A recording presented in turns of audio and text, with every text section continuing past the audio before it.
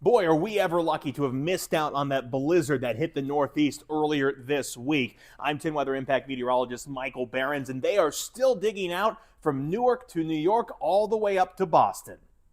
This video here showing snow filling the streets of Staten Island as of Wednesday morning after that blizzard brought piles of snow to the borough Sunday into Monday. Some parts of the area saw 28 to 30 inches of snow, that heavy snowfall making it difficult for New York City sanitation crews to even clear the streets. And if the roads are bad, you know those airports are going to be bad as well. As of Tuesday afternoon, 262 delays and 512 cancellations at JFK, and 151 delays and 449 cancellations at LaGuardia.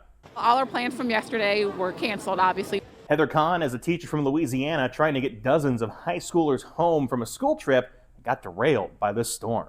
A little disappointed because I wanted the kids to have a great experience, but at the same time, we don't see snow like this in Louisiana. Airlines are still working to get all the passengers back on track, but they're facing challenges from so many cancellations and delays.